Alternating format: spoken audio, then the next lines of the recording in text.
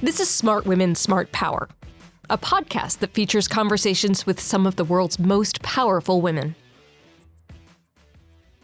Before getting to that question, what I always say is what happens in the world happens on YouTube. Yeah. And that gives us an enormous responsibility. So when Russia invades Ukraine on October 7th, those events play out live on YouTube, and we need to make sure that we're taking the most responsible approach to our users who come to our platform seeking information. We feature thought leaders at all career levels, where we explore, among other things, the many contributions that women make to the fields of international business, national security, foreign policy, and international development. Does having women in positions of power influence the outcomes of decisions in these fields? Why or why not? Join me, Dr. Kathleen McInnis, Director of the Smart Women, Smart Power Initiative at the Center for Strategic and International Studies, for these incredible conversations.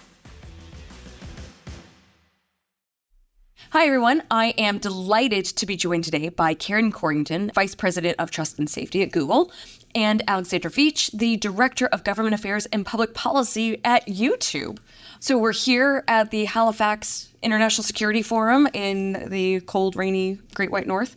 And I'd love to start the conversation today by learning about your backgrounds. Like, what got you into the field of international affairs and national security, public policy? Yeah. Well, it's sort of been the family business. My father was in the military. He was an Air Force pilot, was in Vietnam, also my uncles and my cousin. So I started my career as a military pilot. I was in the Air Force as a C-17 pilot.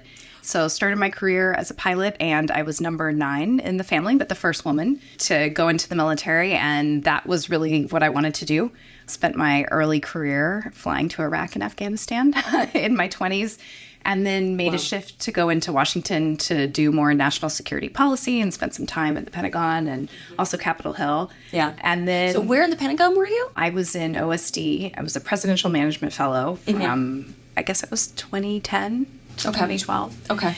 And then ended up on Capitol Hill working for Tim Kaine as his military advisor, which was a lot of fun. Oh my God, what an incredible account. Yeah. Like, what an incredible place. He was great. And Virginia, my home state, has a lot of military, so no shortage of things to do and important work to do, and supporting our constituents, but also supporting the armed services portfolio, which was really, really cool. And then I sort of saw what was going on in technology and got the bug and was like, I see a lot of innovation and change happening, and so I made the switch. But I like to think the through line is really that mission focus of international affairs, and that's really what's kept me going throughout my career. Yeah. And Alexandra? Sure, yeah. So I'll pick up where Karen left off, which is talking about the through line. I have always wanted to index toward meaningful work like Karen, and also interesting work. And when I was a young person, I wanted to move to Washington to find my fortune like so many people, but really do that meaningful and interesting work. So that led me to spend almost a decade on Capitol Hill, most of that time with Speaker Nancy Pelosi.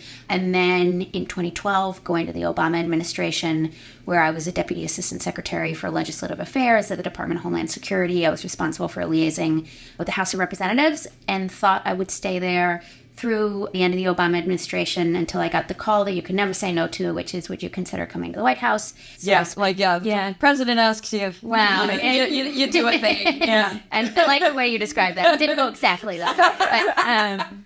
So I went to the White House for 2 years, worked partially in national security portfolio and leg affairs there, and then in 2017 went into the private sector. And I will just say that as somebody who had really always thought that meaningful and interesting work was mostly found on the government side, and that is absolutely true. I am here to say that you can also find that in industry and the private sector, and that my post-government career has been as interesting and I think as meaningful as what I did before. Yeah. Well, so again, that's a great segue into the decisions that you guys wanted to talk to you about. Did we just essentially these very pivotal moments in your careers? Karen, your decision to jump from government into this tech space, take the leap. And for you, Alexandra, the decision to be the person at the table. So Karen, if we could start with you, what were the factors? What was leading you to take the jump into the wild west, from my perspective, the wild west of the private sector?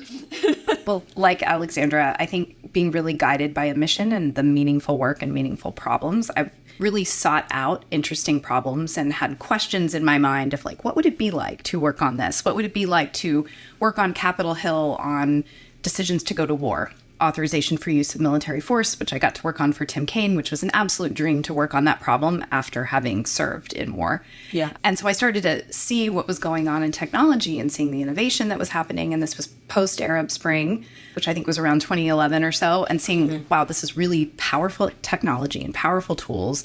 This is going to change the way we work. It's going to change society. And like, I think they probably need people to help them think through this, because this is going to be powerful and challenges and also some really unique opportunities. And so I think I sort of started with some questions in my mind about what I was seeing going on out in Silicon Valley. Also asking myself about how government was working. And I really loved how technology thought about designing for users and designing to solve problems for users, whether it's access to information or connectivity to others. I thought, this is really incredibly powerful. It's changing my own day-to-day. I also had a wish that government would also adopt some of that. Like sometimes, in moments like, how can we be more like that, more like technology my God. Yeah, more user-focused. But like maybe get a little bit less bureaucratically calcified. Right. Right. Yeah. And so I think for me, it really started with just seeing what was going on and asking those questions. I am not a person that makes quick decisions, especially when it comes to like personal or professional ones. I started just thinking and asking those questions internally for a while, and then having conversations with folks about it as well. But that's sort of how it all started. Wow. Okay.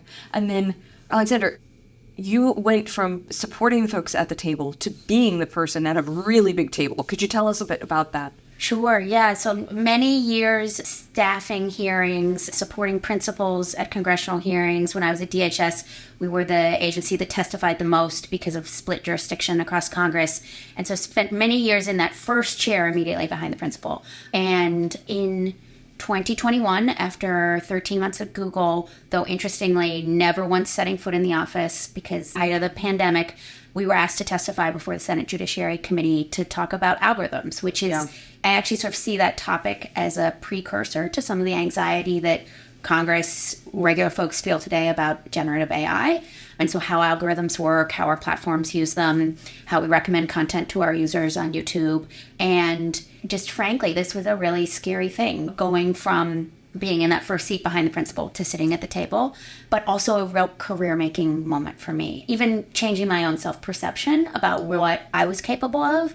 I always say that my favorite kind of situation is one in which you rely on the wisdom of teams to prepare and to learn and to think through thorny problems, and then at the end you go in and you can only count on yourself. And that's what testifying is. At the end of the day, you can only rely on yourself, but betting on myself is something I like to do. So just the opportunity to tell the company story, but also help policymakers who I respect so much that I devoted much of my professional life to serving Congress, help them make good decisions, help inform their legislative process, inform how they think about things, was just an amazing moment in my career trajectory. Yeah.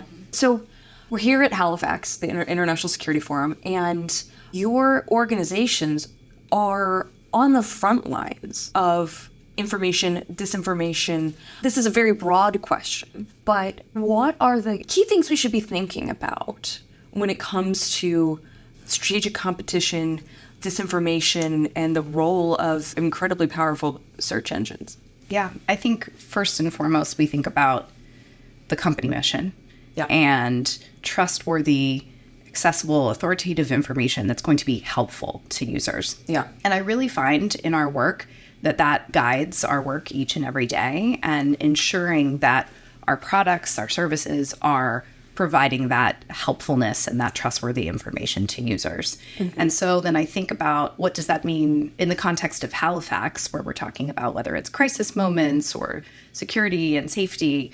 It's those guiding principles, and then the policies, the capabilities that we have to ensure that holds really true, whether it's in crisis moments or in things like global elections. Well, how do you see the disinformation environment? How do you guys characterize the problem? Maybe if I could take a step back before getting to that question. So what I always say is what happens in the world happens on YouTube. Yeah. And that gives us an enormous responsibility. So when Russia invades Ukraine on October 7th, those events play out live on YouTube, and we need to make sure that we're taking the most responsible approach to our users who come to our platform seeking information.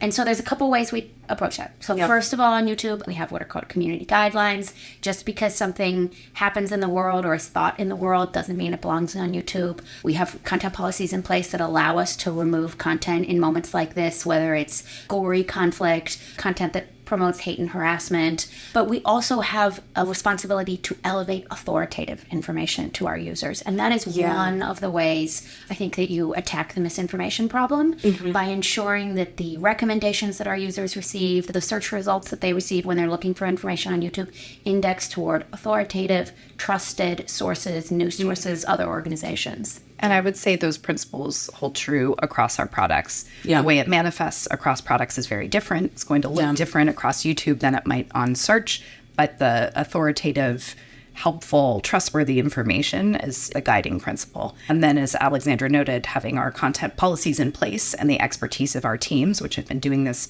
for many years globally, is then how we enforce those policies overall. Yeah. We're always thinking across the organization about how to balance what is a natural tension between the freedom of expression and responsibility. And I think there is nowhere where that balance is more important than in the national security space, the misinformation space. Well, and because misinformation, disinformation is such a critical issue in the national security space. National security isn't just guns and bullets and widgets anymore. It's something much more broad.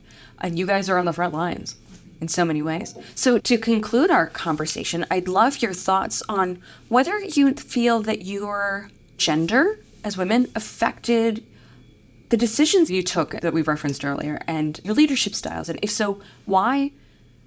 If not, why not? And by the way, guests across the podcast answers very wildly. So